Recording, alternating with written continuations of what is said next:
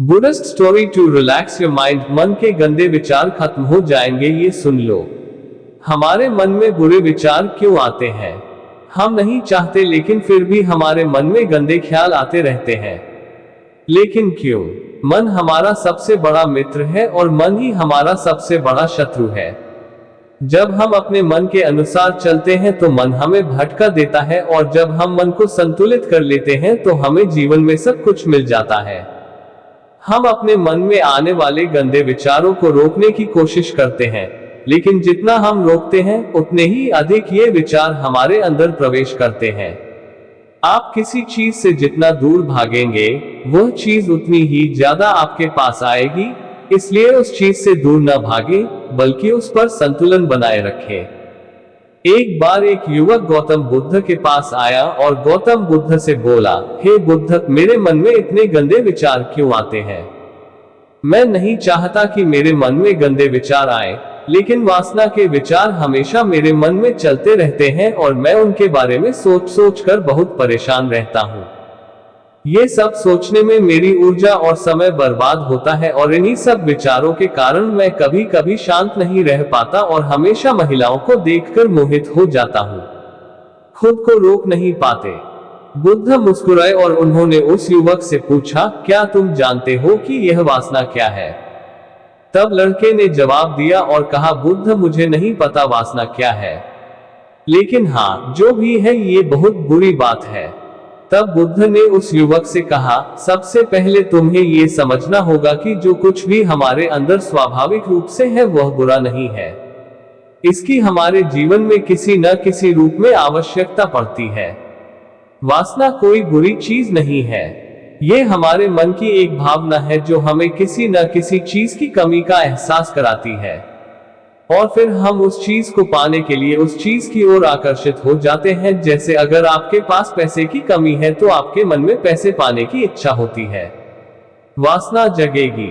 इसका मतलब यह नहीं है कि वासना बुरी है, बल्कि यह हमारे मन की एक तरह की जरूरत का एहसास है, और जब यह जरूरत शारीरिक होती है तो हम इसे काम वासना कहते हैं। युवक ने गौतम बुद्ध से कहा, बुद्ध, मैं वासना का अर्थ तो समझ गया, लेकिन आप ही बताइए कि यह कहां से आती है और कैसे आती है? गौतम बुद्ध ने कहा कि वासना कहीं से नहीं आती, ये हमारे अंदर ही है और इसका होना जरूरी है, तभी मानव जाति का विस्तार होगा। युवक ने कहा, जब ये हमारे अंदर है और जरूरी भी है तो लोग इसे गलत क्यों कहते हैं? बुद्ध ने कहा, यही समस्या है। लोगों ने वासना के बारे में गलत सोच रखी है। वे इसे छुपाने और दबाने की कोशिश करते हैं। वासना गलत नहीं है, लेकिन वासना का गलत तरीके से उपयोग करना गलत है। लोग जो पसंद करते हैं उसके लिए जीना शुरू कर देते हैं और हर समय उसी के बारे में सोचते रहते हैं, लेकिन ये सब गलत है। बुद्ध ने युवक से कहा, क्या तुम्हें पता है कि जानवर भी सेक्स करते हैं? युवक ने उत्तर दिया, हाँ बुद्ध, जानवरों में भी वासना होती है, क्योंकि जानवर भी अपनी पीढ़ी को आगे ले जाएंगे। बुद्ध ने कहा, तो फिर हम जानवरों की वासना को गलत क्यों नहीं कहते? युवक ने कहा, मैं नहीं जानता महात्मा, आप ही बताएं। गौतम बुद्ध ने कहा था कि जानवर अपनी वासना का उपयोग सुख के लिए नहीं करते, वे अपनी वासना का उपयोग केवल संतान प्राप्ति के लिए करते हैं। प्रकृति ने जानवरों को इतनी समझ नहीं दी है कि वे वासना को अपनी खुशी का आधार बना सके, जबकि मनुष्य अपनी समझ के आधार पर प्रकृति में पाई जाने वाली हर चीज का उपयोग अपनी खुशी के लिए करता है। हम इंसानों ने काम और वासना को अपनी खुशी का जरिया बना लिया है, जबकि प्रकृति ने हमें अपने वंश को आगे बढ़ाने के लिए दिया है, लेकिन मनुष्य ने इसे अपने जीवन का अंतिम लक्ष्य बना लिया है, और वासना को बेलगाम होने देना गलत है। हम हावी क्यों हैं? ये बेलगाम क्यों हो जाता है? तब गौतम बुद्ध ने कहा, अब जो मैं तुम्हें बताऊंगा उसे सुनो, ध्यान से सुनो, तुम्हें वासना का पूरा खेल समझ में आ जाएगा। तुम्हें तुम्हारे सभी सवालों के जवाब मिल जाएंगे, तुम्हें बस ध्यान से सुनकर समझना होगा। तब गौतम बुद्ध ने उस युवक से कहा, एक समय की बात है। गुरु और उनके शिष्य एक आश्रम में रहते थे। शिष्य प्रतिदिन दीक्षा लेने के लिए आश्रम से बाहर गांव में जाते थे। जो शिष्य भिक्षा लेने के लिए गांव में जाता था, रास्ते में एक नदी पड़ती थी जिससे होकर वह प्रतिदिन भिक्षा लेने के लिए जाता था। एक दिन उसने एक लड़के को पेड़ के पीछे छुपे हुए देखा। वह लड़के के पास गया और पूछा, भाई तुम इस पेड़ के पीछे छिपकर क्या देख रहे हो? लड़के ने कहा, अरे क्या तुम्हें वह नहीं दिख रहा जो मैं देख रहा हूं? उसकी नजर नदी पर पड़ी तो वहां कुछ लड़कियां पानी भर रही थी। लड़कियां 14-15 साल की होंगी। तब शिष्य ने लड़के से कहा, अरे भाई वहां तो लड़कियां पानी भर रही हैं, इसमें छिपने की क्या बात है? तभी लड़का शिष्य की ओर देखता है और उससे कहता है, अरे मूर्ख, क्या तुम देख नहीं सकते कि मैं क्या कर रहा हूं? वे परियां नदी से पानी कैसे खींच रही हैं? जरा उसके भावों को देखो, उसके कोमल शरीर को देखो, बर्तन उठाते समय उसकी पतली कमर कैसे लचकती है और उसके बाल उसकी कमर पर ऐसे लहरा रहे हैं मानो सुंदरता बिखरी हुई हो। शिष्य फिर से नदी की ओर देखता है और इस बार वह देखता ही रह जाता है। अब तक उसे कुछ भी दिखाई नहीं दे रहा था और वह बिल्कुल निडर था। उसे किसी बात का डर नहीं था, लेकिन अब वह छिपने लगा और उन लड़कियों को ऐसे देखने लगा जैसे उसने कोई अपराध किया हो, और जब वह छिपकर उन लड़कियों को देख रहा था तो वह अंदर से कांपने लगा। और उसने कहा कि यह मैं हूं, मैं क्या कर रहा हूं? मैं जो कुछ भी कर रहा हूं वह सही नहीं है, मुझे यहां से चले जाना चाहिए। और फिर वह जल्दी से चला जाता है। फिर वह आश्रम पहुंचता है। आश्रम में जाकर वह अपने काम में व्यस्त हो गया, लेकिन जो उसने अभी देखा था वह बार बार उसकी आंखों के सामने आ रहा था। उसके दिमाग में वही दृश्य घूम रहा था। यही देखने को उसका मन ललचाया। उसका किसी भी काम में मन नहीं लगता था।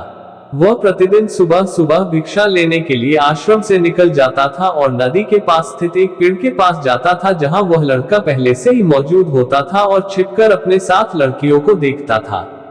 अब वह प्रतिदिन ऐसा करने लगा। उसका मन अब किसी काम में नहीं लगता था। वह सदैव किसी न किसी विचार में डूबा रहता था। वह आश्रम का कार्य भी ठीक से नहीं कर पा रहा था। वह न तो ठीक से सो पाता था और न ही ठीक से खा पाता था। उसका मन बेचैन था। उसका मन बार बार उन लड़कियों की खूबसूरती देखने को ललचाता था। जब गुरु भिक्षा दे रहे थे तब भी उनका मन किन्हीं अन्य विचारों में खोया हुआ था। गुरु ने अपने शिष्य की ये हरकतें देखी तो एक दिन गुरु ने शिष्य को अपने पास बुलाया और कहा कि आज से मैं भी तुम्हारे साथ भिक्षा मांगने चलूंगा। तुम और मैं एक साथ भीख मांगने जाएंगे। तभी शिष्य ने गुरु को मना करते हुए कहा कि नहीं गुरुदेव, आप क्यों परेशान हो रहे हैं? मैं ही ठीक से भीख मांग सकता हूँ। गुरु ने शिष्य से कहा, ठीक है, तुम अकेले ही भिक्षा मांगने जाओ। इसके बाद शिष्य भिक्षा मांगने निकल गया। शिष्य के जाने के बाद गुरु भी आश्रम से बाहर निकल गए और शिष्य का पीछा करने लगे कि वह कहाँ जाता है और क्या मिलता है। ये सब देखने के लिए उसका पीछा करने लगा। थोड़ी दूर जाने पर गुरु ने देखा कि उनका शिष्य एक अपराधी की तरह एक लड़के के साथ पेड़ के पीछे छिपा हुआ है और छिपकर कुछ देख रहा है।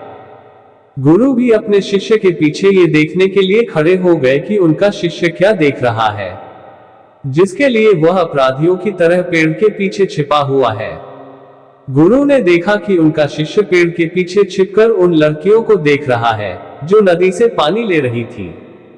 तब गुरु ने शिष्य से कहा, लड़कियों से भी मांगोगे क्या? गुरु की आवाज सुनकर शिष्य का मन घबरा गया और उसे पसीना आने लगा। वह ऐसे कांप रहा था जैसे किसी चोर को पकड़ते समय उसने रंगे हाथ पकड़ लिया हो। उनकी हालत खराब हो गई। वह कुछ भी बोलने में असमर्थ था। शिष्य के साथ जो लड़का था वह भाग गया, जिससे शिष्य और भी घबरा गया। उसके मुंह से केवल कुछ टूटे फूटे शब्द ही निकल रहे थे। वह अपने अध्यापक से आंख मिलाने का भी साहस नहीं कर पाता था। गुरु ने शिष्य की ओर देखकर कहा, मेरा शिष्य निडर है। वह किसी चीज से नहीं डरता, लेकिन ये क्या है? तुम डर के मारे कांप रहे हो।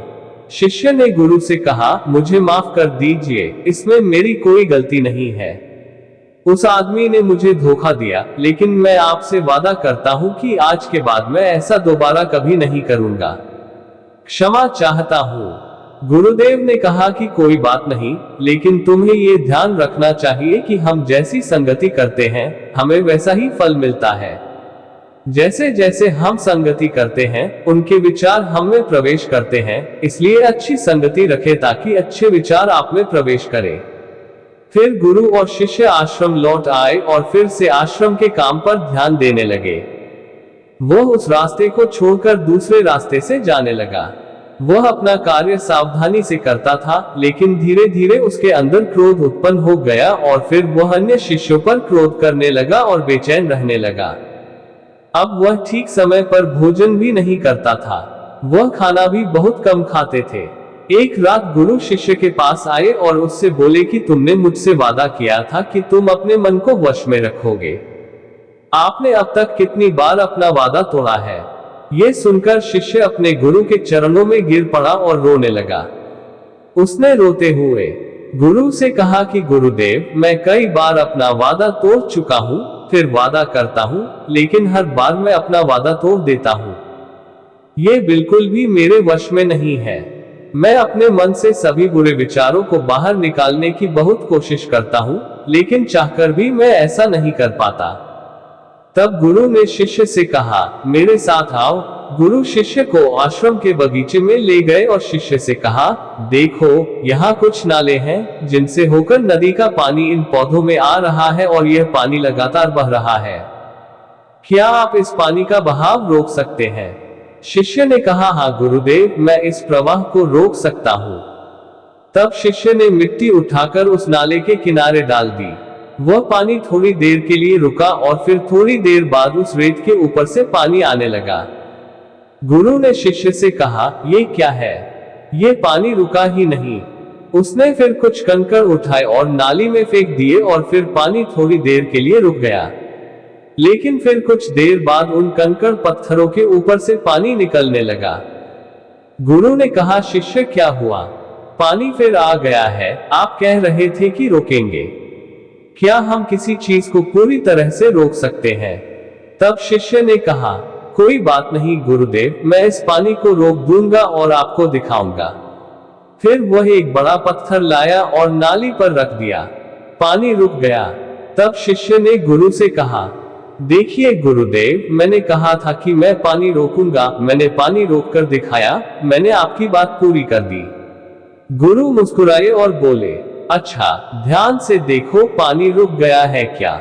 ये पीछे नाली को तोड़कर बाहर आ गया है और अगल बगल से बह रहा है। और ध्यान से देखिए, यह इस पत्थर के सामने भी आ गया है और यह पानी अपना रास्ता बदलकर फिर से आगे की ओर बह जाएगा। फिर कुछ देर बाद वही हुआ। तब गुरु ने शिष्य को समझाया, आपके साथ भी ऐसा ही हो रहा है। आप बार बार प्रयास कर रहे हैं और अधिक प्रयास कर रहे हैं, लेकिन हर बार आपका प्रयास टूट रहा है और टूटता ही रहेगा। ये पत्थर तुम्हारा पुरुषार्थ है और यह जल तुम्हारा विचार है। चाहे आप कितना भी बड़ा पत्थर रख दो, पानी अपना रास्ता ढूंढ ही लेगा। ये देखकर शिष्य ने पूछा, हे गुरुदेव, क्या कोई रास्ता नहीं है जिससे मैं गंदे विचारों से बाहर निकल सकूं? गुरु ने कहा, एक रास्ता है। यह पानी जिस नदी से आ रहा है, आप केवल वहां से इस पानी का मार्ग बदल सकते हैं। गुरु शिष्य को एक नदी के पास ले गए जहां से पानी उस बगीचे में आ रहा था। गुरु ने शिष्य से कहा, इस नदी से पानी जा रहा है। जहां से बगीचे में पानी जा रहा है, अगर हम उसका रास्ता रोक दें तो क्या हम पानी नहीं रोक सकते? शिष्य ने कहा, हाँ गुरुदेव, ऐसा अवश्य हो सकता है। मैं यहां से इस पानी को बंद कर देता हूँ। फिर सामने नाली में पानी नहीं जाएगा और फिर बगीचे में पानी नहीं जाएगा। तब गुरु ने कहा, शिष्य, यदि बगीचे में पानी ही नहीं रहेगा तो पेड़ पौधों को पानी कहां से मिलेगा? उन पेड़ पौधों को पानी की जरूरत होती है। तब शिष्य ने सोचा और कहा, ये बात मेरे दिमाग में कभी नहीं आई। इस पानी का बगीचे में जाना भी जरूरी है। गुरु ने कहा, और उनमें से कुछ पेड़ पौधे ऐसे भी हैं जिन्हें रोजाना पानी की जरूरत होती है। वे सूख कर मर जाएंगे, हमें पानी खोलना पड़ेगा। गुरु की बात सुनकर शिष्य ने पानी के लिए रास्ता खोला तो गुरु ने पूछा, यदि हम इस नदी का सारा पानी बगीचे की ओर मोड़ दें तो क्या होगा? शिष्य ने उत्तर दिया, गुरुदेव, वहां बगीचे में जितने पेड़ पौधे हैं वे सब पिघल जाएंगे और कुछ भी नहीं बचेगा। गुरुदेव ने मुस्कुराए और बोले, आप ये समझिए, हमें कुछ भी रोकना नहीं है, बस हमेशा संतुलन बनाए रखना है। पौधे कम पानी से नष्ट हो जाते हैं तथा पौधे अधिक पानी से भी नष्ट हो जाते हैं। हमारा जीवन संतुलन पर चलता है। गुरु ने शिष्य से कहा, अगर मैं तुम्हें आम के बारे में कुछ ऐसा बताऊं जो तुम्हें नहीं सोचना चाहिए, तो तुम्हारे दिमाग में सबसे पहले किसकी तस्वीर आएगी? गुरु ने कहा, जब हम अशुद्ध विचारों को बलपूर्वक रोकने का प्रयास करते हैं तो वे और अधिक मजबूती से हमारे अंदर प्रवेश कर जाते हैं। इसलिए हमें कभी भी उन्हें दबाने की कोशिश नहीं करनी चाहिए। तब गुरु ने शिष्य से कहा, बुरे लोगों की संगति के कारण भी हमारे मन में गंदे विचार आते हैं। कई बार कामुकता हमारे अंदर नहीं होती, लेकिन कुछ अश्लील लोगों के साथ रहने के कारण वह हम पर हावी हो जाती है। तब शिष्य ने कहा, गुरुदेव आप सही कह रहे हैं, मैं रास्ता भटक गया था। तब वह शिष्य उस रात बहुत शांति से सोया। सुबह उसने अपना काम पूरे मन से किया और फिर सुबह वह भिक्षा लेने के लिए उसी रास्ते से चला गया जहां वह लड़का अभी भी पेड़ के पीछे छिपकर उन लड़कियों को देख रहा था। शिष्य उसे नदी पर ले गया जहां लड़कियां पानी भर रही थी। उन्होंने उन लड़कियों से पानी मांगा और उनमें से एक लड़की ने उन्हें पानी दिया और शिष्य के पैर छुए। शिष्य ने उन्हें आशीर्वाद दिया कि आप स्वस्थ रहें ताकि मानसिकता सकारात्मक ऊर्जा से भर जाए। उसके चेहरे पर ऐसी मुस्कान आ गई मानो उसे कोई खोई हुई चीज वापस मिल गई हो। वह अपने रास्ते पर वापस जाने लगा। तभी पेड़ के पीछे छिपा लड़का पीछे से आया। वह शिष्य के पास आया और बोला कि क्या बात है, आज आपने करीब से देखा है, तुम तो मुझसे भी आगे निकल गए। तब शिष्य ने कहा, हम हमेशा दूसरों को देखने में लगे रहते हैं। किसी ऐसे व्यक्ति को बताएं जो आपको पसंद हो। अगर वह भी तुम्हें पसंद करती है तो शादी कर लो और उससे पहले तुम कुछ बन जाओ। अपने आप को पहचाने, इस तरह अपना समय बर्बाद न करे। फिर वह लड़का उस शिष्य से रोज मिलने लगा और उसने उस लड़के को नदी पर न जाने के लिए प्रेरित किया और फिर वह लड़का अपने जीवन में कुछ बनने के लिए संघर्ष करने लगा। तो देखा आपने संगति का असर क्या होता है। अपनी संगति बदलो, अपने विचार बदलो। गुरु ने शिष्य से पूछा, क्या तुम्हें तुम्हारे सभी प्रश्नों के उत्तर मिल गए? तब शिष्य ने कहा, हाँ महात्मा जी धन्यवाद। तब गुरु ने शिष्य से कहा कि जब तुम्हारे मन में गंदे विचार आए तो खुद को दोषी मत मानना। ये शरीर है और यह सब इसने हजारों वर्षों से सीखा है। ये सिर्फ आपके सोचने या शपथ लेने से टूटने वाला नहीं है, बल्कि आपके पास वह शक्ति है, वो ऊर्जा है जिसका आपको संतुलन में उपयोग करना है। आप एक जीवित ऊर्जा हैं जो कुछ भी अनुभव करने के लिए स्वतंत्र है। इसलिए आप स्वयं को जानते हैं। इस कहानी से हमें ये सीख मिलती है कि हमारे विचार बहुत महत्वपूर्ण है। हमारे विचार ही हमारे भविष्य की दिशा तय करते हैं। हमें अपने मन में पूरी ताकत से सकारात्मक विचारों को अपनाना चाहिए ताकि हम सही दिशा में आगे बढ़ सके। दोस्तों, ये ज्ञानवर्धक कहानी आप लोगों को कैसी लगी कमेंट में अवश्य लिखना और इसी तरह की वीडियो और देखने के लिए देव के म्यूजिक स्टोरी चैनल को सब्सक्राइब कर ले। धन्यवाद।